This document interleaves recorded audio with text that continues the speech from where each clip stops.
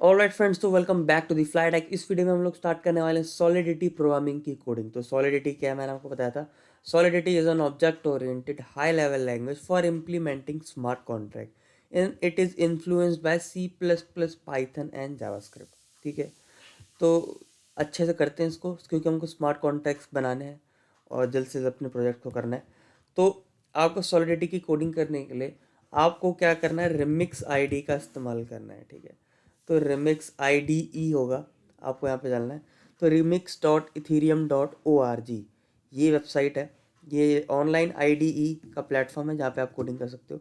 और अब by default देखोगे यहाँ पे कुछ सेटिंग्स हो रखी हैं। वो ये है कि पहले से 3 कॉन्ट्रैक्ट ना पहले से ही लिखे हुए हैं पहले से ही। तो वो सीखने के लिए आप सीख सकते हो यहाँ से, बट छोड़ दो उस चीज़ को, हम खुद सीखेंगे। उसी के साथ साथ स्क्रिप्ट को छोड़ दो आप लोग, और टेस्ट को, इन सब चीज़ों को भी छोड़ दो। ठीक है, ये हमारे readme.mt है।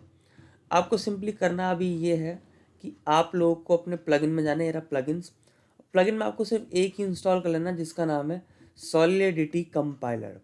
ठीक है, सॉलिडिटी कंपाइलर जैसे मैंने इंस्टॉल कर रखा है, आपको इस चीज़ को इंस्टॉल करना है। और भी कई सारे आपके पास नीचे आ रहे होंगे प्लगइन्स, ये ले लो वो ले लो। ठीक है, वो सब आपको इंस्टॉल करने की ज़रूरत आपको नहीं है।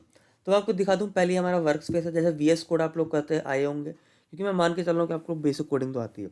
तो VS कोड में यहाँ पे फाइल क्रिएट करने का ऑप्शन, ठीक है, ये देखो वर्क स्पेस करने का ऑप्शन, और उसी के साथ साथ यहाँ पे क्या है कि फाइल क्रिएट करने का ऑप्शन। यहाँ पे जाओगे तो फोल्डर क्रिएट करने का ऑप्शन।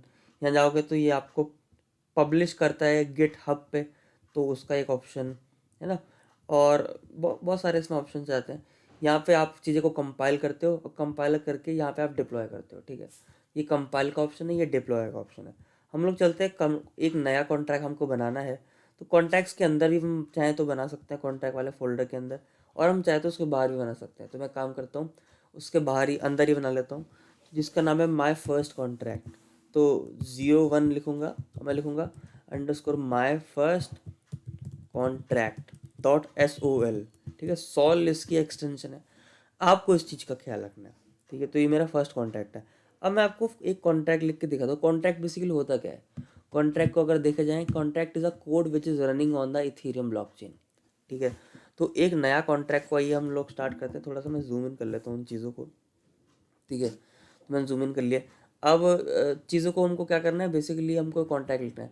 कॉन्टैक्ट किसी भी टाइप का हो सकता है, तो हम बहुत ही बेसिक वाला लिखेंगे, क्योंकि इस वीडियो में बस मैं आपको इंट्रोडक्शन देना चाहता हूँ रिमिक्स आईडी और basic introduction to how coding is done in Solidity. ठीक है, तो सबसे पहले आपको क्या लिखना पड़ता है, प्रैग्मा।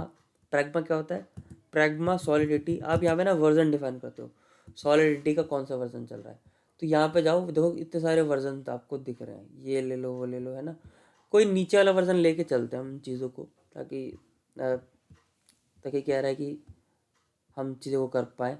पुराने वर्जन थोड़ा सा ले लेता हूँ मैं, क्योंकि नए वर्जन ना अपडेट होते रहते हैं बहुत जल्दी जल्दी। तो मैंने कौन सा लिया, 0.6.0। ठीक है, ये कंपाइलर का काम तो खैर बाद में आएगा, इसको आप नॉर्मल जो बाय डिफ़ॉल्ट सेट था वही कर दो आप। ठीक है, तो प्रैग्मा सॉलिडिटी आपने ये वाला वर्जन में इस्तेमाल करने के लिए बोला है सॉलिडिटी को। ठीक है, अब उसके बाद आपको कॉन्ट्रैक्ट बनाना है, कॉन्ट्रैक्ट। तो कॉन्ट्रैक्ट बनाना है, कॉन्ट्रैक्ट का नाम है मान लो काउंटर, COUNTER।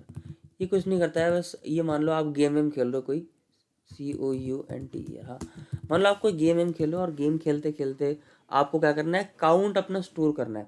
बेसिकली अपने काउंट को ब्लॉकचेन में डालना है कि मेरा GTA में स्कोर इतना हो गया अब, या मेरा टेकन में इतने कॉइन मिल गए मेरे को। ठीक है, तो वो चीज़ क्या है कि चेंज ना हो पाए, चीज़ें आपकी यहीं पर है, तो वो एक कॉन्ट्रैक्ट बना रहा हूँ और मैं ही यूज़र क्या कर पाऊँगा, उस चीज़ को चेंज कर पाऊँगा। ठीक है, तो सबसे पहली बात ना, आप इसको एज अ क्लास समझो, क्लास कॉन्ट्रैक्टर। अगर आप C++ आ रहे हो तो क्लास कॉन्ट्रैक्टर पहले क्या होता है कि आपके पास काउंट होता है, इंट काउंट।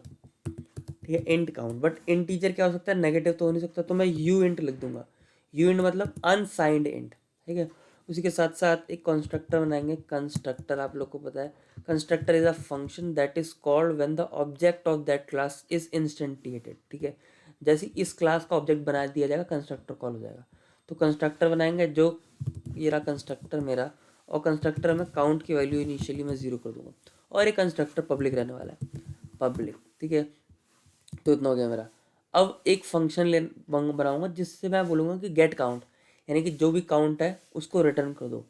तो फंक्शन बनेगा एक जिसका नाम होगा गेट काउंट, और ये क्या करेगा, सिंपली रिटर्न कर देगा काउंट को, क्योंकि रिटर्न करने का काम करता है। तो रिटर्न करता है, रिट्रीव नहीं, रिटर्न करता है काउंट को, ठीक है। बट ये काउंट को रिटर्न तो करता है, बहुत बढ़िया। बट ये भी क्या होना चाहिए, पब्लिक होना चाहिए, पब्लिक, ठीक है, पब्लिक होना चाहिए। और पब्लिक व्यू होना चाहिए। व्यू, व्यू का मतलब क्या होता है, व्यू का मतलब कि ये फंक्शन कुछ देखने के लिए इस्तेमाल कर रहे हैं, और सिर्फ देखने के लिए इस्तेमाल कर रहे हैं, कुछ भी चेंज नहीं करेंगे हम, सिर्फ व्यू करेंगे। तो पब्लिक है, व्यू है, और ये रिटर्न्स करता है, किसको करता है, यू इंट को, है ना। आपको ऐसे लिखना पड़ेगा, पब्लिक है, व्यू है, रिटर्न करता है यू इंट को। तो ये एक फंक्शन मेरा बन गया।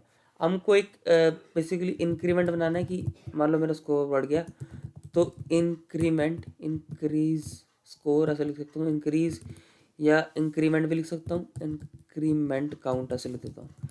ये एक फंक्शन है, ये क्या करता है, काउंट को इंक्रीमेंट करता है। तो count is equal to count plus 1 करने का काम ये करता है, ठीक है। उसी के साथ साथ ये भी पब्लिक है, तो पब्लिक मैं यहाँ पर डाल दूंगा, ठीक है। तो ये मेरा एक कॉन्ट्रैक्ट बन चुका है, बहुत ही सिंपल। पहले आपको सबसे पहले डिफाइन करना है अपना एक वर्जन, वर्जन के बाद क्लास के तौर पे चीज़ों को बना देना है बस, ठीक है। बाकी देख रहे हो जावास्क्रिप्ट की तरह ही चीज़ें काम कर रही हैं आपकी। यू इंट ये क्या है, ये पब्लिक है, और कंस्ट्रक्टर बना दिया आपने।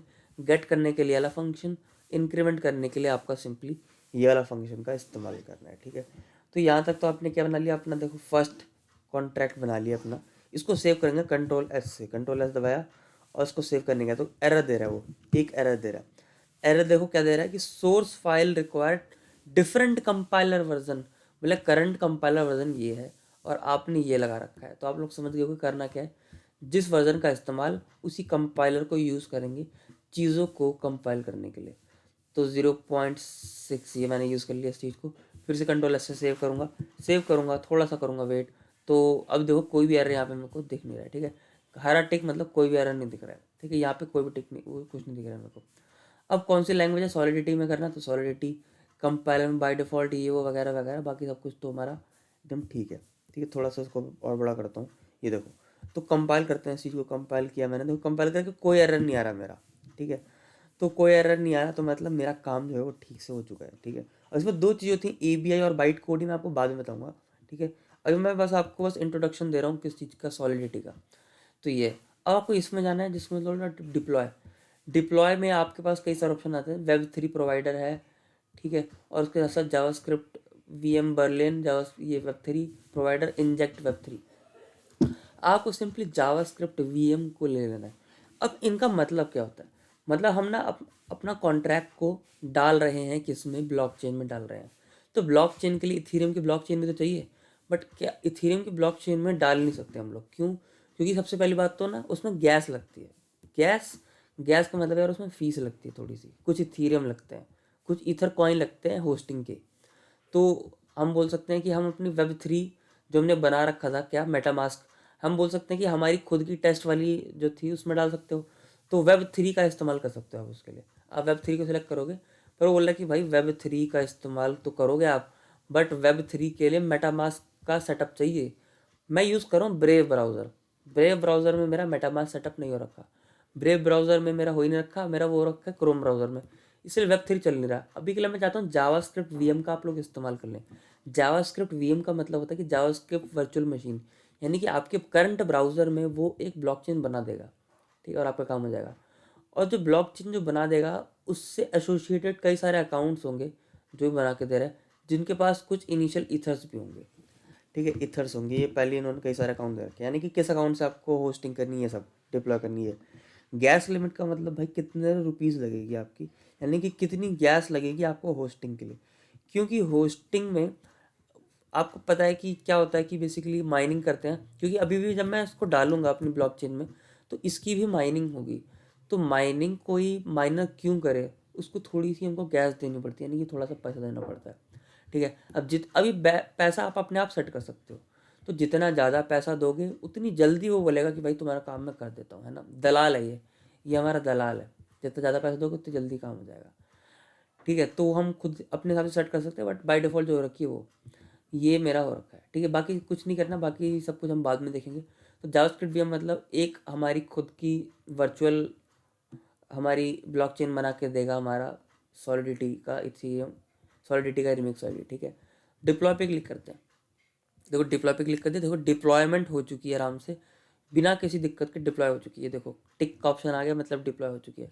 और आप अपने पैसे देखोगे ना, तो पैसे कम हो गए। देखो 9.999999 इतने इथर बचे आपके पास, ठीक है। तो वो तो हो चुके हैं आपके पास। अब आपको ना ये देखो, ये ना डिप्लॉयड कॉन्ट्रैक्ट में जाओगे आप, तो ये आपको यहाँ पे क्लिक करो, तो यहाँ पे देखो आपका कॉन्ट्रैक्ट दिख रहा है। अब कॉन्ट्रैक्ट का इंटरफेस ऐसा ही होता है ना, जैसा आपको दिखा रहा है। ये देखो बैक, मतलब ये बहुत बेकार लग रहा है क्योंकि फ्रंट एंड तो है नहीं, यहाँ पे बैक एंड ही है। तो आपको देखने के लिए ऐसा ही दिखेगा यहाँ पे। तो एक काम करो, आप गेट काउंट पे क्लिक करो, तो गेट काउंट की इनिशियल वैल्यू 0 बता रहा है वो, ठीक है। इंक्रीमेंट काउंट पे क्लिक करो तो इंक्रीमेंट काउंट हो चुका होगा। फिर गेट काउंट पे क्लिक करो तो गेट काउंट 1। फिर दोबारा गेट काउंट पे क्लिक करो तो गेट काउंट अगेन 1। फिर इंक्रीमेंट काउंट पे क्लिक करो तो इंक्रीमेंट हो जाएगा। फिर इंक्रीमेंट करो तो इंक्रीमेंट हो जाएगा। फिर गेट करोगे तो 3 हो जाएगा, ठीक है। तो ऐसे क्या होती है, मेरी चीज़ें सारी की सारी काम करती है मेरे स्मार्ट कॉन्ट्रैक्ट्स में। तो आपको ये जो बैकएंड दिख रहा है ना, ये अजीब सा जो सड़ा सा दिख रहा है आपको, है ना, इसमें मज़ा सा नहीं आ रहा होगा आप लोग को भी। बट मैं आपको बता दूं कि अभी आपको इसी से थोड़ा फेमिलराइज होना है, क्योंकि इस चीज़ को हम कनेक्ट करेंगे अपने बैकएंड को, सॉरी फ्लटर से या रिएक्ट से या किसी भी और फ्रंट एंड के फ्रेमवर्क से इस चीज़ को कनेक्ट करेंगे, ठीक है, जिससे हम ट्रांजैक्शन करेंगे, कॉन्ट्रैक्ट वगैरह लिखेंगे।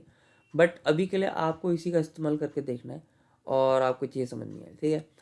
अब देखो यहाँ पे पब्लिक है, पब्लिक का मतलब ये कोई भी यूज़ कर सकता है, इंक्रीमेंट कोई भी कर सकता है, इंक्रीमेंट भी कर सकता है, गेट भी कोई भी कर सकता है।